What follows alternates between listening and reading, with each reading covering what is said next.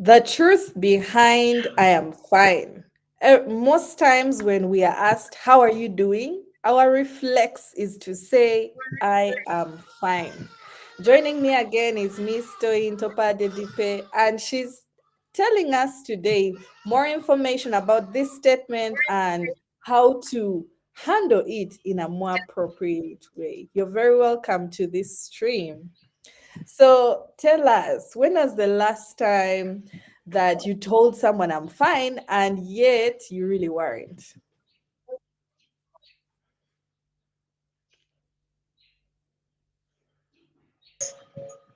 Infinite meanings. That's what how I reference I am fine. I'm fine because I said two words. So I'm fine. Just yesterday, I smiled and said, I'm fine. And then I went about my day while juggling a storm inside. It's funny how easy it is to hide behind these two words, you know, even from people who care for us. This is a reminder that we all carry hidden battles, and sometimes honesty, the first step to healing.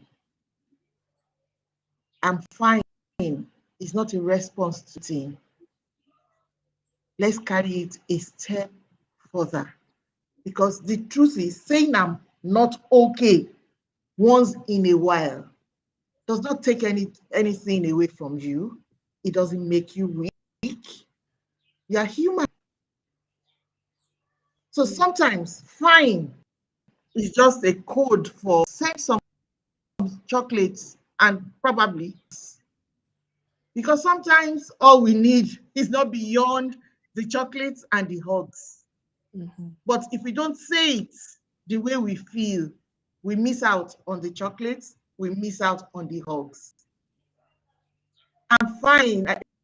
To how are you doing? I'm fine. That could lead to healing.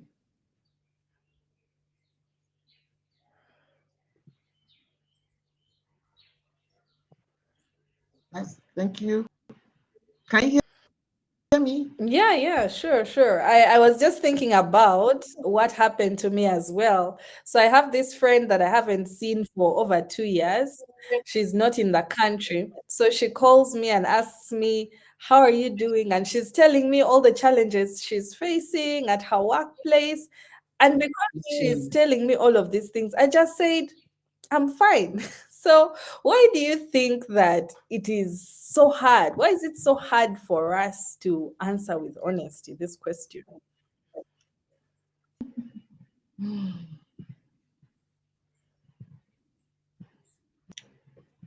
So why do we so often say I'm fine when we are not? It could be Mm, fear. It could just be habit. The need to appear strong. It could be fear. It could be just habit because we have turned it into something else. And then the need to appear strong. That I'm a strong woman, I'm a strong man. All keeps us silent. And silence does not help anyone. mm, Every I'm fine we hide behind carries weight. Yet sharing even a truth is liberating, is freeing, is freeing. Vulnerability is never a weakness. It is connection. It is connect. Sharing a truth with somebody you trust, with a therapist, a coach, a counselor, it's a connection. So as we go on in this podcast, and hear real stories, reflect, and feel seen. It's okay not to.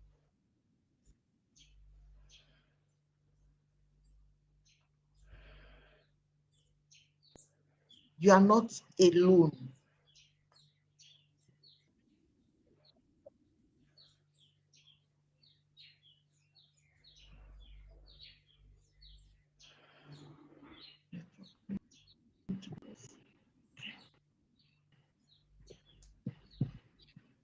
These Hi. are really these are really important words for us, especially because, like you said, it's a habit. Our community has taught us that when you say, "How are you?" it's like we are taught in primary school. When they greet you, "How are you?" you say, "I'm fine." So it really suffocates. And I would like to hear from your side, in your story. Was there a moment where you hit this, and then how did it affect you? Did it cost you something, your peace, your relationships, your clarity? Was there ever a moment in your career where you were pretending to be fine? Yeah, so of course, at the start of my career, at the early days of my banking career, Mm. saying I'm fine while quietly struggling, you know, thinking no one needed the extra work. Like, is my schedule, I have to work with it, you know. But it added up to missed opportunities, strained friendships, restless nights, even loss of focus. I kept saying, while I was juggling deadlines, doubts, and sleepless nights, I didn't want to bother anyone so that I don't appear weak. But that pretense came at a cost. As I said, I lost focus. I felt isolated. Even my closest relationship started to fray. But my turnaround came with just a single conversation. It lifted weight, showed me that I man and I'm fallible. I can make mistakes. I don't have to pretend to be strong. And then it opened up the opportunity for me to learn to become better because I stopped hiding the truth, made it known where I had weaknesses, and I got helped by even sometimes subordinates and my my bosses alike. So opening up even just a little helped me to regain balance and connection too. And it me also realized that honesty is better than silence. When you keep quiet, you don't get solution to whatever it is that plagues you. It's better to speak up and get help. Wow, what you're saying really is relatable. But then again, there's that fear of, will people be understanding? Like you said, the fear of, will I appear weak? But it's so surprising how understanding human beings are, and how willing they are to actually listen to us and care, as long as you find the right person to talk to. And for our viewers and our listeners, it's great to reach out to Miss Toyin. She's a mental wellness coach. And if you're struggling to find someone to speak to, she's someone that you can really open up to, and she'll be able to help you to deal with whatever is going on in your life, in your career. Because I mean, like she said, she has been down that journey. Thank you so much for sharing that story. And what helped you to begin to answer that question honestly? How did you get more honest? Because the fear is so great, it's so real, and also how we've grown up. When someone says, "How are you?" just say, "I'm fine." How did you come to that point where you are honest with yourself and with others?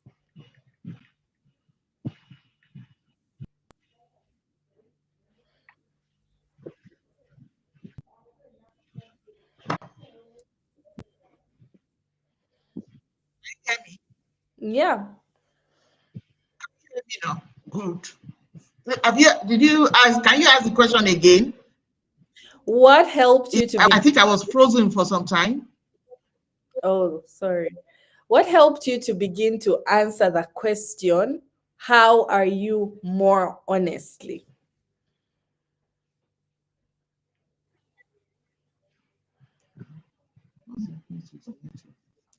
I can hear you. Can you hear me? Oh, great. Okay. Yes, I can hear you now. I can hear you now. Only, okay, fine. All right. For a long time, I defaulted to I'm fine, even when I wasn't, just as I mentioned earlier. But Mm-hmm. the one major thing that helped me shift after the conversation I had with some of my bosses,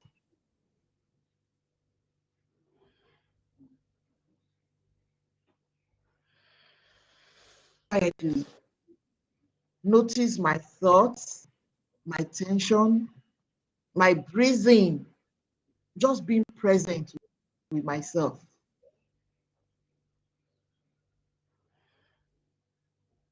Just having that 5 minutes to is what I was actually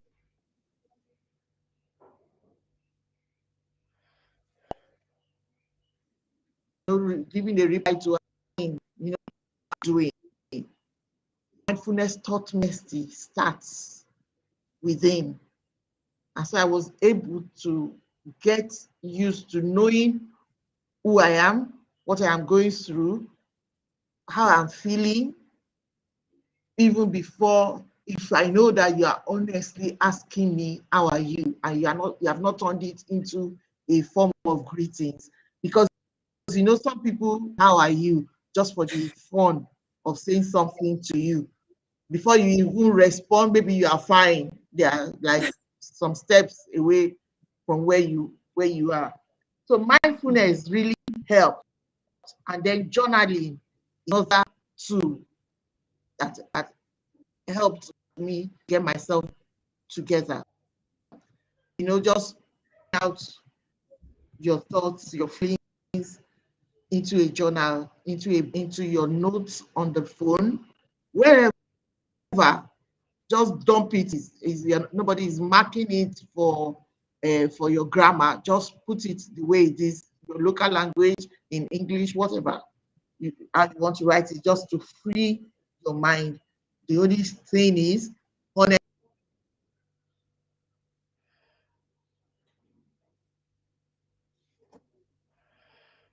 feelings you are feeling. Just pour it out in a journal. So even one mouse can change your day. Mindfulness is really a virtue to embrace. So also is journaling, if you can. Wow. And mindfulness requires you to pause, like you've said. And most people feel like they live in a busy world, and sometimes it can really get busy. But it's important to actually prioritize yourself and your mind, because if you say, I'm too busy, and then you don't pause, reflect, and understand how you're really doing, you crash and break down at the end of the day. So taking out that time, and even if it's let me go to the washrooms for 5 minutes, maybe pour water on my face and check in with myself, is very important. Let me take 2 minutes. It doesn't actually take a very long time to write down one thought, or something that you're going through. You don't have to write the whole page or fill up the whole book in one sit down. Yes. No, Yes. very true. Yeah. So there's also the other side of it. Like you said, we are answering, I am fine. But then there's this part of the people who are asking, how are you, are not even interested in hearing how we really are. They are rushing off. So how can we be better people? How can we check in on each other better beyond just asking, how are you? How are you? Is a question that is very easy to ask. but often easy to answer with a reflective, I'm fine. True care goes beyond that. Learn to listen beyond words. Learn to care for the people you person with, or with the people around you. Learn to care, learn to empathize. So I've learned that checking in means noticing the small signs, the body language. Because some people tell you, I'm fine, but with tired eyes or quiet tone, missed messages, and following up with curiosity, not judgment. Once they know that your space is safe, that you're not going to judge them, people open up. People open up because you are curious, because you want to help on the news. So sometimes it's just a simple message that you send to people and it gets them out of the floor.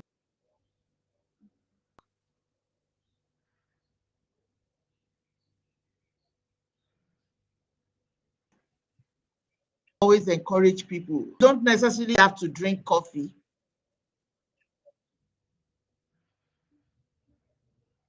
It could be water. It could be just ensure that it's not about the drink, about the conversation. Small gestures create emotionally safe spaces where people can truly open up. You to be truly safe, to be a truly safe space to talk to, and then they open up. Start with one genuine question, just a genuine question, and maintain eye contact. Listen beyond what they are saying. Read their body language as they respond so that you can ask further questions.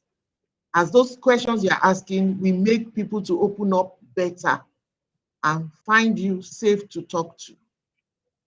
And also let your honesty be seen.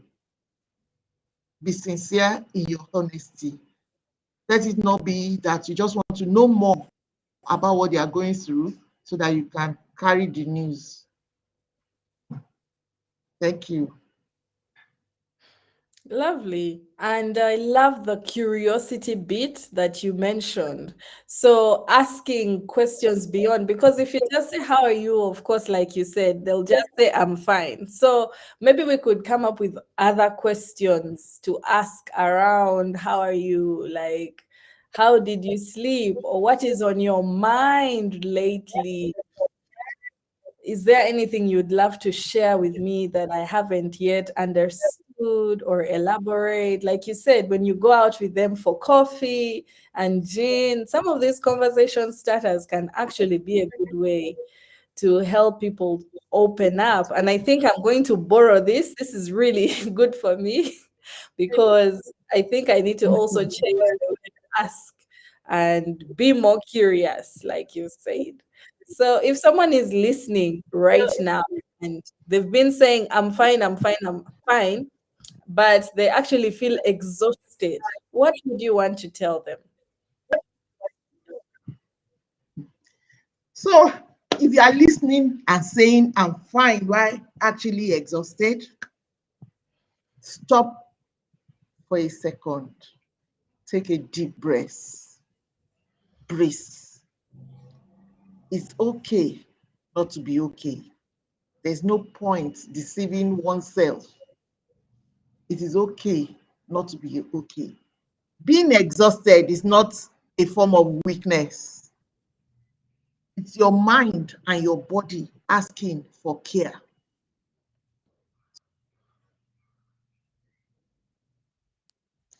Even a small act, pausing, journaling, mindfulness, calling a friend, calling a colleague can make a difference. Sometimes walking 5 minutes, 10 minutes walk can make a difference. Being honest with yourself and others doesn't make you weak. Please know that. It makes you human. It opens space for connection. It gives relief and it offers clarity. One honest word can change your day. You deserve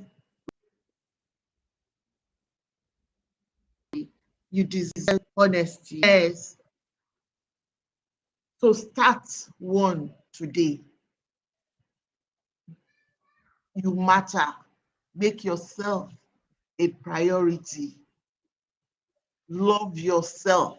Embrace self-compassion. Speak up. Like I wrote in one of my small short post on Facebook yesterday, I said, stop telling your sons and your men to man up. Speak up is the new currency. Speak up is the new currency. So the women, the men, the sons, the daughters, let's learn to speak up. Vulnerability is not weakness. It is you caring for yourself, caring for your mind and your body. We go to the gym to take care of our body. Let us also go do therapy for our mind. Don't exclude the mind from care. Care for your mind. You matter. And your mental health matters. Thank you. Thank you so much, Ms. Toyin. I'm sure that so many people, including me, have picked a lot from this conversation and are going to begin to do things differently. We're so glad you joined us on this stream, and we hope that we can better